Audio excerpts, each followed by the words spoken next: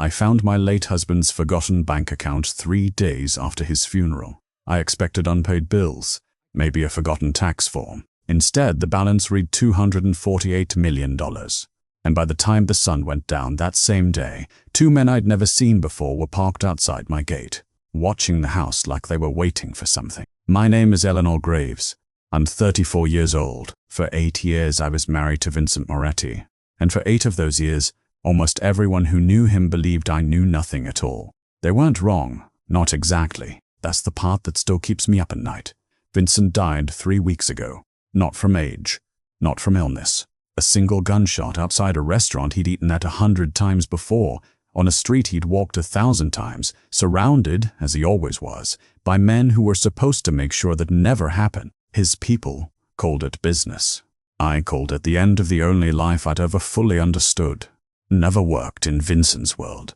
I never asked, and he never told me, and somewhere in the first year of our marriage, that silence became the closest thing we had to an agreement.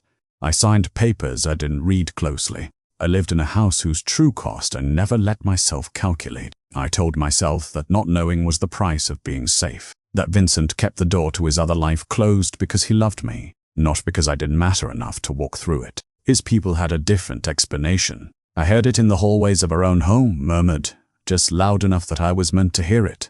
A nobody. That's what they called me. Vincent's wife, decorative and irrelevant. Someone who arranged flowers and hosted dinners and had no idea what happened in the room she wasn't allowed into. I believed, for 8 years, that Vincent was protecting me from something. It never once occurred to me that he might have been preparing me for it instead. The funeral was held at the estate because Vincent had insisted, years earlier, in one of the only conversations we ever had about death, that he be mourned at home. The mansion outside New York had never looked so cold. White flowers everywhere, orchids, lilies, an obscene amount of them, as if enough white petals could make the black-draped portrait above the fireplace feel less like a wound. Vincent's face looked down over the room the entire afternoon, his eyes following every guest, a black ribbon tied across the corner of the frame like something out of a painting from a different century. Powerful men filled that room. I recognized some of them from photographs I wasn't supposed to have seen, men whose names I'd learned to never say out loud at dinner parties. They embraced each other. They spoke in low, careful voices. Not one of them looked at me for longer than it took to offer a stiff, obligatory condolence. Carlo Russo stood near the back of the room the entire service, hands folded, saying almost nothing. Vincent's second in command for over a decade. I'd always found him unreadable. The kind of calm that isn't peace, just control. That day, though, I caught him watching the portrait with an expression I couldn't name, something between grief and calculation. I told myself I was imagining. Isabella, Vincent's older sister, arrived before the coroner had even left the property. She swept past me in the foyer without a word of greeting, walked straight into Vincent's study, and closed the door. I stood in the hallway for a full minute, staring at that closed door, telling myself she needed a moment alone with his memory. I told myself a lot of things that week. Harold Bennett, the family's estate attorney for as long as I'd known Vincent, sat through the reception with a glass of untouched scotch and a folder gripped so tightly in his other hand that his knuckles had gone pale. Every time someone approached him, he flinched before he smiled. Only Marcus Leone, Vincent's longtime bodyguard, treated me the way a person treats another person. He stood near me for most of the afternoon, silent, watchful, the way he'd always been, except now his eyes moved differently, scanning the room, the windows, the driveway, like a man expecting trouble rather than mourning a friend.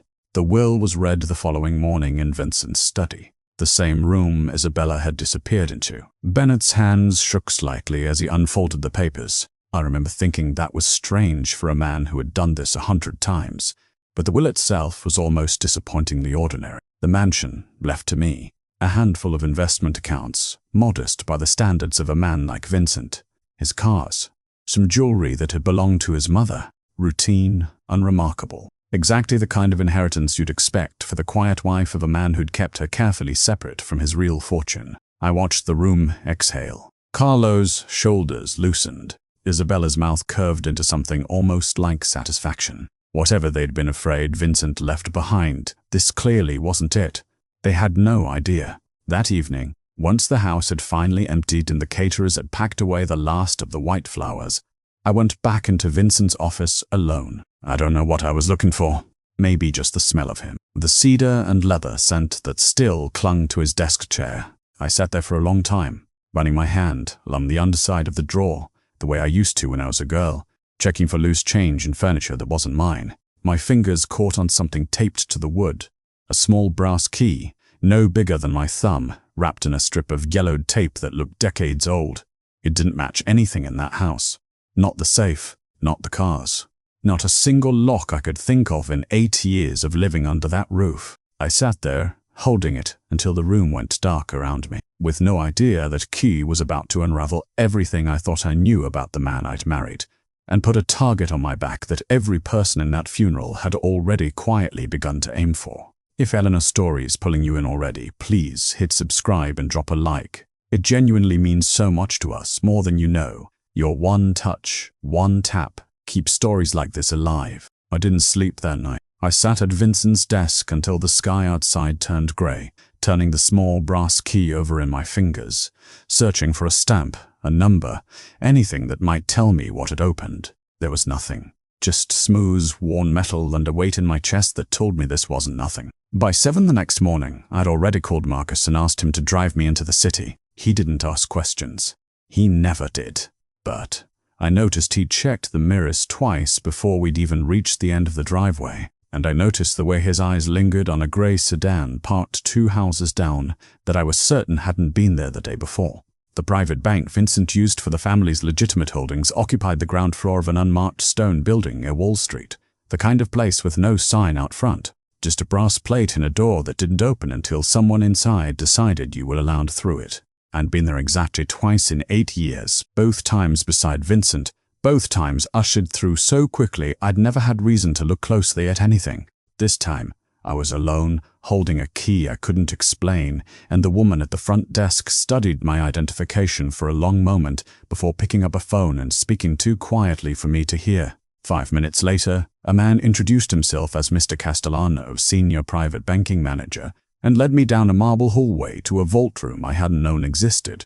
The security deposit box was larger than I expected. Heavy steel, no markings, tucked into the farthest corner of the vault, as if it had been placed there to be forgotten. My hand shook when I fitted the key into the lock. It turned with a smoothness that told me it had been oiled recently. Someone had expected this key to be used. Inside were 3 things. A stack of documents bound in a thick rubber band, pages of numbers and letters and account codes I didn't understand, clearly encrypted, clearly deliberate. A sealed envelope with my name written across the front in Vincent's unmistakable handwriting. The same hand that used to leave notes on my nightstand when he left before I woke. And a single sheet listing an account, a routing number, and a balance. I read the number 3 times before it made sense. $248,000. I actually laughed, a short, disbelieving sound that echoed strangely off the vault's steel walls. This has to be a mistake, I said, more to myself than to Mr. Castellano, who stood a respectful distance away, hands folded, watching me with an expression I couldn't quite place. There's no way. There's no mistake, Mrs. Moretti, he said. Something in his voice made the back of my neck go cold. Mr. Royce. Moretti left instructions, he said, calm and even, as though he were telling me about a routine transfer instead of upending my entire understanding of the man I'd married. He was very specific. They're to be delivered to you, and to you alone, in the event of his death. I felt the vault room shrink around me. Instructions for what? He didn't answer that. He simply gestured toward the hallway. If you'll follow me. Marcus had waited in the lobby, and when Mr. Turf Castellano informed him that what came next was for my ears only, I watched something flicker across Marcus's face, not quite alarm, but close to it.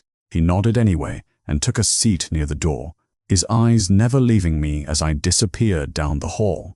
2 other men had arrived while I was in the vault. I recognized one as an associate of Carlo's, a broad-shouldered man named Petrov, who sometimes drove the family. He rose when he saw me, said something to the receptionist in a low voice, gestured toward the private rooms. She shook her head, firmly. Bank policy, I heard her say. No one accompanies Mrs. Moretti. Those were the account holder's explicit instructions. Petrov's jaw tightened. He looked at me the way you'd look at something you'd underestimated and were only now beginning to reconsider. Inside a private office, Mr. Sampas, Castellano set the sealed envelope in front of me and left me alone to open it. Vincent's handwriting again, unhurried, deliberate. Nothing like the rushed notes he used to scroll before business trips. I unfolded the single page inside with hands that had stopped shaking and started trembling instead. Eleanor, if you're reading this, I was betrayed. I read the line 4 times. My mind kept trying to reject it, the way you reject a diagnosis before the doctor finishes the sentence. Vincent hadn't died of illness. He hadn't died of illness. He hadn't died of age. He'd been shot outside a restaurant he trusted by someone the police still hadn't named. If you're reading this, I was betrayed, which meant he'd known, or feared it. At least, feared it enough to write these words in advance, to lock them behind a key he'd hidden in his own desk, to leave them for a wife everyone assumed knew nothing about his world. Who had he been afraid of? And how long had he known? There was more to the letter. Instructions about the account, about people I wasn't yet meant to trust, about a second package I'd receive only if I proved I could survive what came next. But I couldn't make my eyes focus long enough to read further. I folded the letter back into the envelope and pressed it against my chest like it might somehow anchor me to the floor. When I finally walked back out through the lobby, Petrov was gone. Marcus rose immediately, his eyes searching my face for something he clearly didn't like the look of. Outside, the street was busy with the ordinary rush of a Tuesday morning, until I noticed the black SUV parked across from the entrance, engine idling, windows tinted too dark to see through. It hadn't been there when we arrived. Marcus noticed it the same moment I did. "Get in the car," he said quietly, already moving. My phone rang before I'd even closed the door. "Carlo." I almost didn't answer. Then I thought of the envelope in my bag, and I did. "Eleanor," he said, his voice smooth, almost gentle, which somehow frightened me more than shouting would have. "I heard you had quite a morning. Carlo, whatever Vincent left you," he said, cutting me off, still calm, still terrifyingly patient, "it belongs to this family, not to you. Bring me what belongs to the family, Eleanor, before someone decides you're not worth protecting anymore." The line went dead.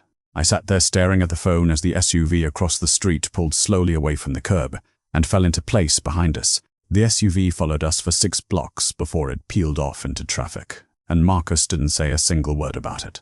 Not until we were back behind the estate's gates, the engine off, his hand still gripping the wheel a little tighter than usual. "That wasn't a coincidence," he said finally. "I know. Someone knew you were at the bank this morning. Someone knew before you'd even left the vault." I didn't answer that because I was still thinking about Petrov, the way he'd risen the moment I walked into the lobby, the way he'd already known exactly why I was there. Carlo hadn't been guessing on that phone call. Carlo had known. I didn't have long to sit with it. By the time I walked into the main hall of the estate, I found 6 of Vincent's captains already waiting for me, arranged around the long dining table like a jury that had already reached its verdict. Carlo sat at the head, where Vincent used to sit. He hadn't asked permission. He hadn't needed to. Nobody in that room seemed inclined to stop him. "Eleanor," he said, rising just enough to seem courteous, not enough to seem respectful. "Sit. We need to talk about the account." "There's nothing to talk about," I said, staying near the doorway. It was left to me. A ripple of laughter moved around the table, low and ugly. "Left to you," repeated a heavy-set man named Salvatore, one of Vincent's oldest captains, a man I'd served coffee to 100 times without him ever learning my last name properly. "Sweetheart, you cooked dinner in this house. You picked out the drapes. What exactly did you do to earn $248 million? "She decorated," someone else muttered. "That's the extent of it. She knows nothing about this family," Carlo said. And though his voice stayed level, there was something sharpened underneath it now. Vincent protected her from everything, from the business, from us. You think a man like that hands his empire to a woman he never trusted with a single decision? "Be reasonable, Eleanor. She's a nobody," Salvatore said, and the word landed exactly the way it was meant to. A slap disguised as an observation. She was always a nobody. I felt the old instinct rise in my chest. The instinct to shrink, to apologize, to make myself smaller, until the room stopped looking at me. 8 years of practice had built that instinct into something automatic. And then, unbidden, I heard Vincent's voice. Not the letter, not a memory exactly. More like something that had settled into me over the years without my noticing. The way certain phrases from the people we love become part of our own thinking. Never let frightened men make your decisions, Eleanor. Frightened men are the most dangerous kind, because they'll convince you their fear is wisdom. I looked around that table, at Carlo's practice calm, at Salvatore's contempt, at the others who wouldn't quite meet my eyes, and I understood, for the first time, that every one of them was afraid. Afraid of losing the money, afraid of losing power, afraid, perhaps, of something they weren't saying out loud at all. The account is mine, I said, and I was surprised by how steady my own voice sounded. Vincent left explicit instructions. If any of you have a problem with that, take it up with his attorney, or with the bank. I won't be discussing it at this table. Carlo's jaw flexed. For a moment, I thought he might come around that table himself. Instead, he simply smiled. The kind of smile that promised this conversation was far from over, and said nothing else as I turned and walked out. I went back to the bank the following morning, alone this time, against Marcus's objections. Mr. Castellano met me at the door with an expression I hadn't seen on him before.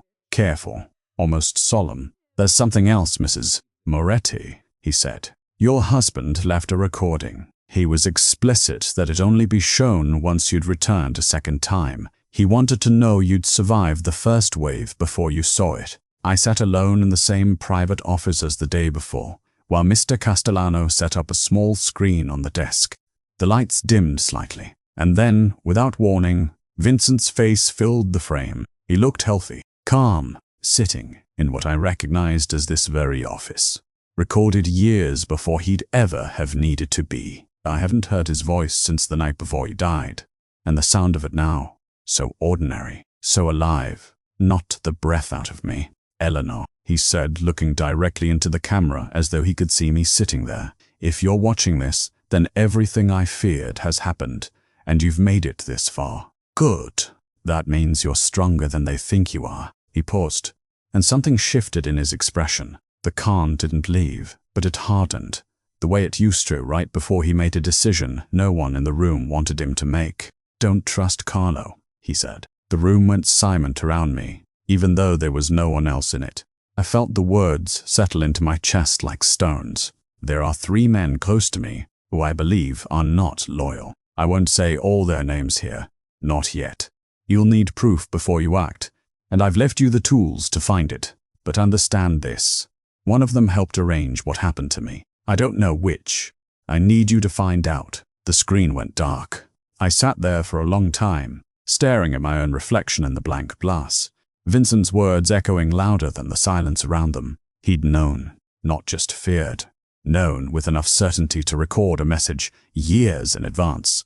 And somewhere among the men who'd sat around that table yesterday, mocking me, calling me nothing, was someone who had helped kill him. Marcus was waiting when I got back to the estate, standing at the top of the front steps with an expression that made my stomach drop before he'd even said a word.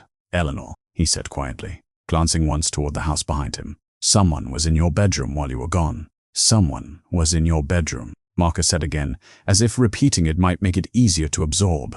The lock wasn't forced. Whoever it was had a key, or knew how to get past one. I pushed past him and took the stairs 2 at a time. My room looked untouched at first glance.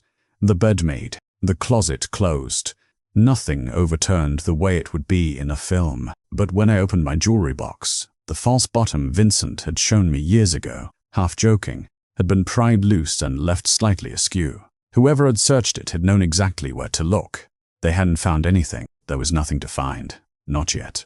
But the message was clear enough. Someone believed I already had what they wanted, or was about to. This wasn't Petrov, Marcus said quietly, standing in the doorway. Petrov's clumsy. This was careful, professional.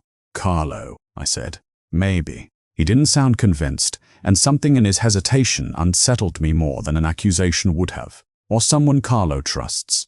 Eleanor, you need to stop doing this alone. I didn't answer him, because I'd already decided I wasn't going to stop at all. Vincent's letter had mentioned tools he'd left me to find proof, and over the following days, I searched for them the way you search a house for a smell you can't quite locate, room by room, drawer by drawer, patient and half convinced I was imagining the whole thing.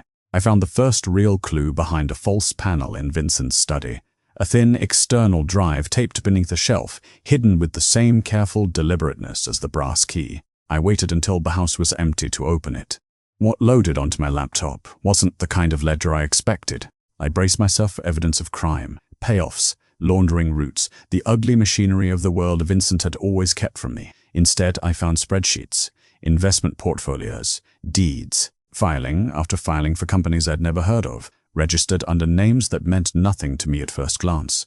It took hours and several searches on my phone with shaking hands before the pattern started to reveal itself. A chain of luxury hotels across 3 states, held under a holding company called Astor Vale Properties.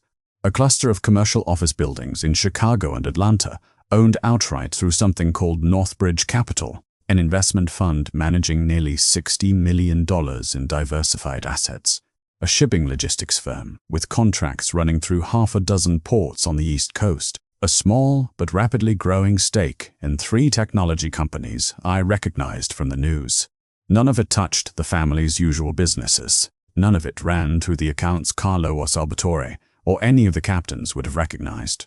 This was a separate world, built quietly, patiently, over what the file dates told me was almost 15 years. I sat back in Vincent's chair, the same chair I'd searched a week ago for nothing more than the smell of him, and understood something that made my hands go cold. Vincent hadn't just hidden $248 million. He'd built it, legitimately, deliberately, brick by brick, for over a decade, quietly walking himself out of the world everyone believed defined him. He'd been planning to leave. I called Harold Bennett the next morning and told him I needed to see him alone. No assistance, no scheduled meeting on any calendar. He arrived at the estate looking older than he had at the funeral, his hands trembling slightly as he sat across from me in the study. "You knew about this," I said, sliding my laptop toward him. "All of it." He didn't deny it. He looked, if anything, relieved to finally be asked. "Vincent came to me nearly 15 years ago," he said quietly.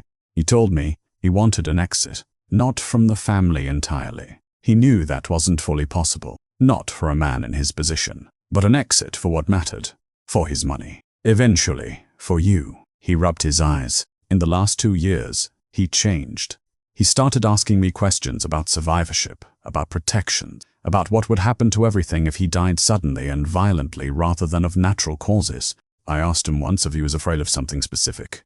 "What did he say?" Bennett's voice dropped almost to a whisper. He said he suspected someone close to him wanted him gone. He wouldn't say who. He said, "The less I knew, the safer I'd be." He looked up at me, and for the first time I saw real fear in his face.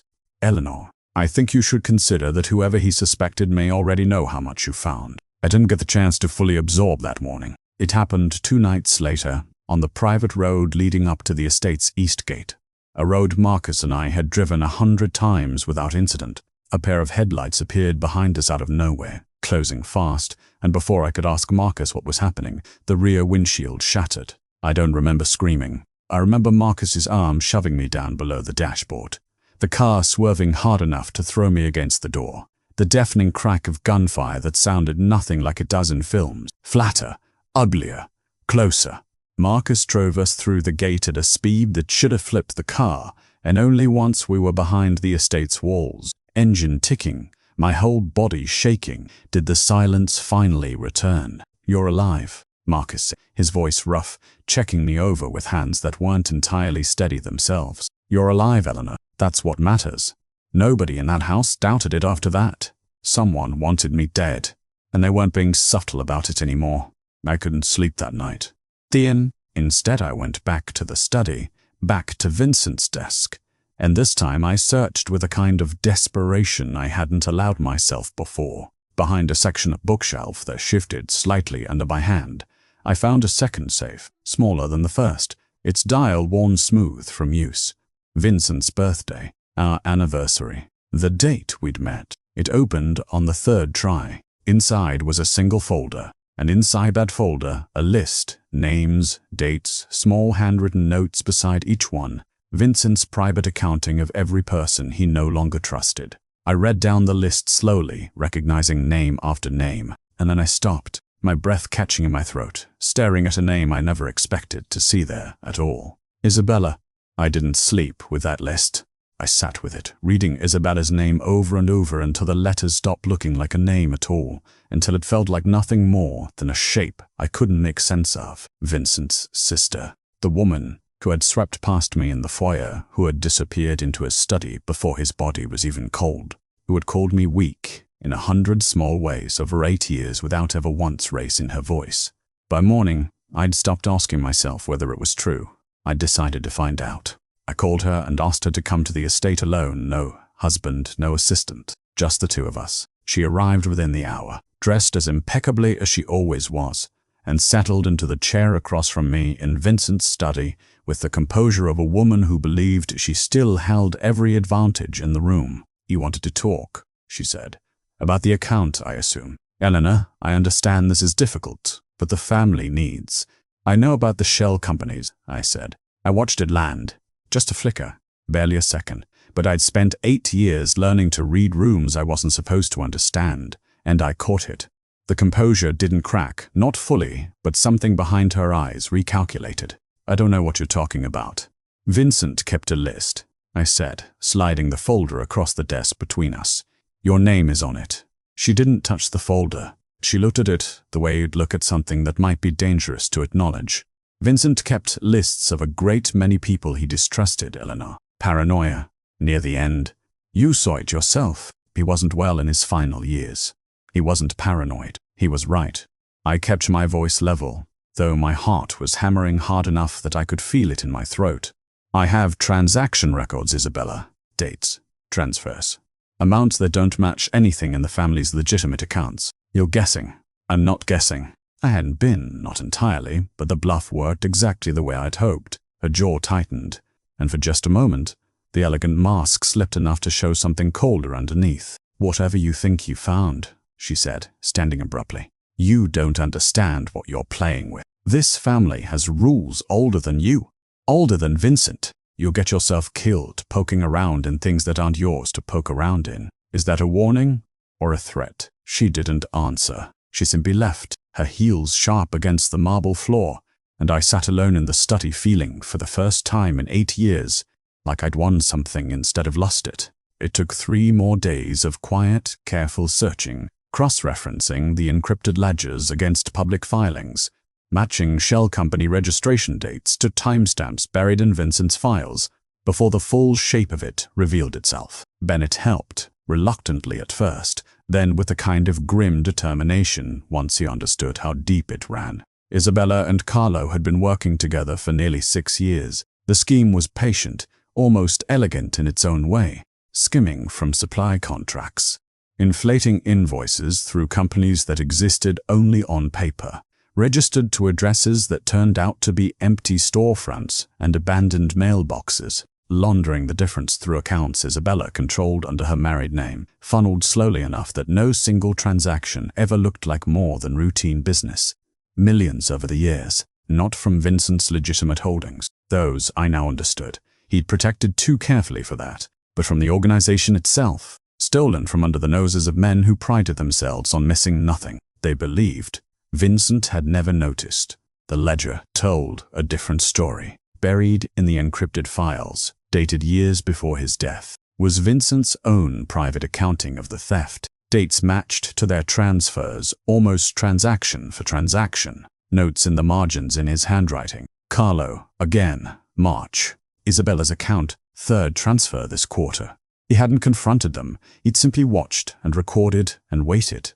He discovered everything and said nothing for years. I understood reading it that I was looking at the shape of Vincent's mind for the first time, not the version his family saw the ruthless boss, or the version I'd married. The gentleman who brought me coffee on Saturday. This was a 3rd Vincent, patient and exacting, building a case in silence the way another man might build a fortune. Something shifted in me, sitting there with that ledger spread across the desk.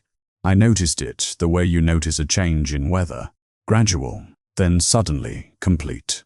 The fear that had lived in my chest since the funeral, since the SUV, since the gunfire on the East Road hadn't disappeared exactly, but it had stopped driving me. In its place was something colder and more useful. I stopped asking myself what Carlo or Isabella might do to me next, and started asking what Vincent would have done with the evidence sitting in front of me. He wouldn't have confronted them directly. He'd have let them believe they were still safe, still ahead of him, right up until the moment they weren't. So that's what I did. I sent Carlo a message that evening, brief and deliberately vague, letting him believe I was finally prepared to negotiate the account, to discuss terms, to behave like the frightened, cooperative widow he still believed me to be. I watched his reply come back within minutes, eager in a way that told me exactly how badly he wanted this resolved quietly. He had no idea I already knew what he'd stolen. He had no idea I was no longer the woman who'd stood in that dining room and let his men call her nothing.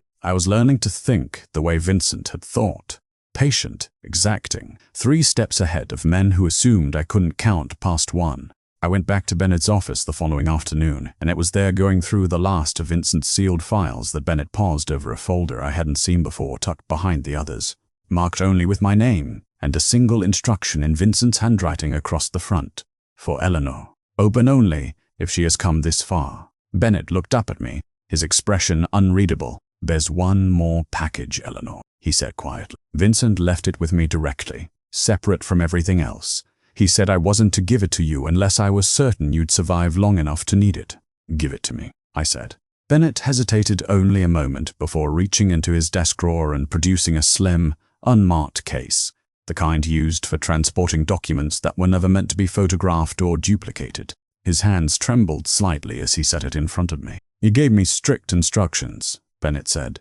This wasn't to be opened at the estate, not with staff nearby, not with anyone who might report back to Carlo or Isabella. He wanted you somewhere safe. We drove to Bennett's own office that afternoon, Marcus posted outside the door like a sentinel. And there, finally, I opened the case Vincent had built. For a moment he'd known might never come. Inside were 3 drives, each labeled in his handwriting. Master recording, signed confessions, actual signed statements I realized as I read through the first taken years earlier from men inside the organization who'd been caught skimming and given a choice between prison and cooperation, choosing cooperation and never realizing Vincent had kept the paperwork. Financial evidence, spreadsheets far more detailed than anything I'd already found, tracing money not just through Carlo and Isabella's schemes but through the organization's entire structure, bribes, extortion routes, laundering channels running through 3 countries, international records, wire transfer, and shell registrations spanning banks in Switzerland,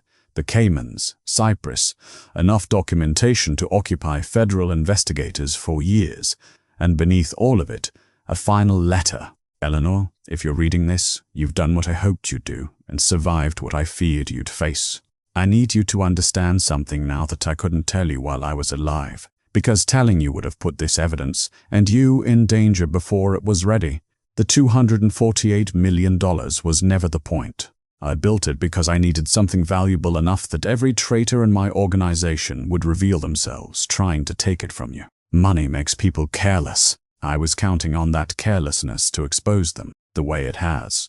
What I actually cared about, what I spent the last years of my life building, is in this case, everything necessary to end what I built decades ago, before I understood what it would cost the people I love. I couldn't destroy it myself without destroying you along with it. But you can finish what I started, Eleanor, if you're brave enough. I believe you are. I always did, even when I never said so. I sat with that letter for a long time, feeling something crack open in my chest that had nothing to do with fear. The money had never been the prize. It had been a mirror, held up in front of every person Vincent had ever trusted, showing him exactly who they really were. I made the decision that night, sitting in Bennett's office with the case open in front of me. I wasn't going to wait for Carlo to make his next move. I was going to make mine. I sent word through Bennett the following morning that I was prepared to discuss the account, formally, at the estate, with every captain present. Carlo agreed almost too quickly, and I understood why he believed this was the moment I'd finally break, finally hand over what he'd been demanding since the day I found that key. They gathered that evening in the same dining room where they'd once called me a nobody. Carlo, at the head of the table. Isabella beside him, composed as ever, though I noticed her hands stayed folded a little too tightly in her lap. Salvatore, Petrov, 3 other captains I recognized from the funeral. Men whose names Vincent had written in his private ledger, with dates beside them, marking exactly how deep their betrayal ran. "I'm ready to discuss the transfer," I said, standing at the opposite end of the table, the small drive from Vincent's case sitting in my palm. Carlo's expression eased into something almost gracious. "Good. This is the right decision, Eleanor. This family will take care of you if you let it." "I believe you," I said, "which is exactly why I want you to hear something first." I set the drive into the laptop Marcus had positioned at the end of the table, and before Carlo could object, Vincent's face filled the screen, calm and alive, exactly as it had been in the bank's private room. "If you're watching this," Vincent said, his voice filling the silent room, "then the people I suspected have shown themselves, and Eleanor has found everything I left for her." The room went utterly still. Carlo Russo has been stealing from this organization for 6 years, laundered through companies registered to his brother-in-law. Isabella Moretti has helped him move that money through accounts under her married name. Salvatore Greco arranged the meeting outside the restaurant the night I died, and told the shooter which entrance I'd be using. Salvatore's chair scraped back so violently it nearly toppled. I have proof of all of it. Signed confessions, financial records, wire transfers with your names on them. Everything is already in the hands of people who will know what to do with it if anything happens to my wife. The room erupted. Salvatore lunged toward the laptop, roaring denials, and 2 of the other captains grabbed him back, shouting accusations of their own. Men who'd spent years suppressing suspicion, suddenly free to voice it, turning on each other with a speed that told me some of them had wondered about Salvatore for a long time. Carlo was on his feet, shouting Isabella's name, and Isabella was shouting back that she'd never acted alone, that this had been his plan from the start. Someone drew a weapon.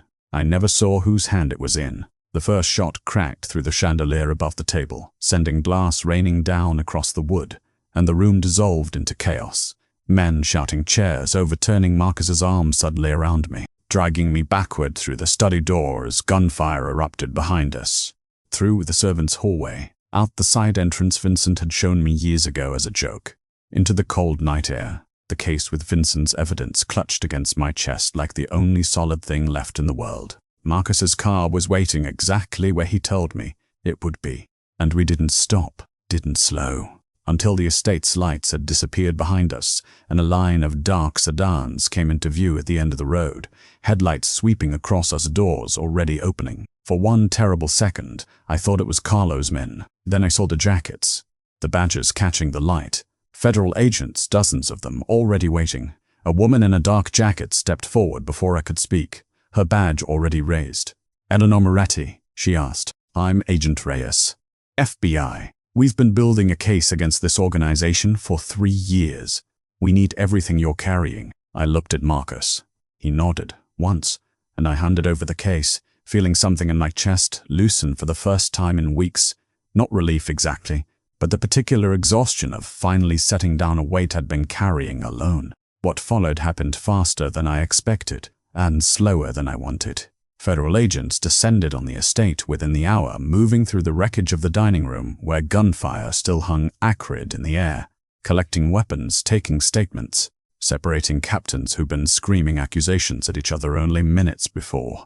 Salvatore was arrested that same night, still bleeding from a graze along his shoulder, shouting Carlo's name the entire time they walked him to the car. 2 other captains were taken before dawn. Carlo and Isabella were gone. They'd slipped out during the chaos, and for 3 days, no one knew where. I didn't sleep those 3 nights, certain they'd come for me the way Vincent's letter had warned, certain the danger hadn't ended just because federal agents now stood at my gates. Marcus never left the house. Agent Reyes called twice a day with updates that amounted, mostly, to nothing. They caught Isabella first, at a private airfield in Westchester, attempting to board a chartered flight under her married name. Carlo made it further.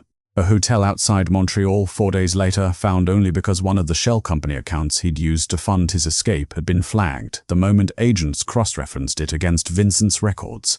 The investigation that followed consumed the next several months of my life in ways I hadn't fully prepared for. Investigators combed through everything: the encrypted ledgers, the shell companies, the international transfers, tax filings going back over a decade, records from banks in 3 countries. What emerged was worse than even I had imagined: bribery, reaching into 2 city departments.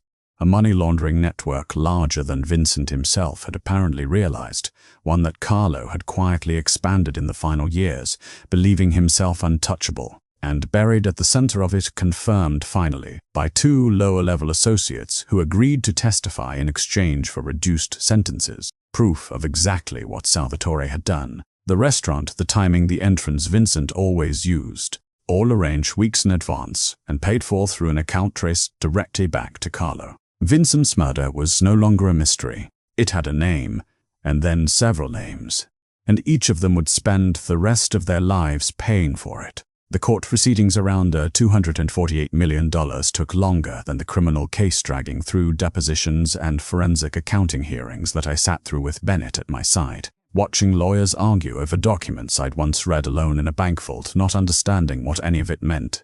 In the end, the ruling wasn't close. Every filing, every deed, every investment fund Vincent had built over 15 years traced back to legitimate capital, structured and taxed exactly as the law required, entirely separate from the organization's criminal holdings. It belonged to his estate, and I was named, exactly as Vincent had arranged years before his death, its sole beneficiary. Carlo's lawyers argued otherwise until the very end, claiming the fortune had always belonged to the family in some collective sense that no one could ever quite define. The judge dismissed it in less time than it took to read the ruling aloud. By the time the last of it settled, the organization Vincent had spent decades building didn't exist anymore. Salvatore and 2 others were sentenced within the same month, Salvatore's testimony ultimately shortening his own time only slightly. Isabella took a plea agreement that spared her the harshest charges in exchange for testimony against Carlo, testimony that sealed him into a sentence long enough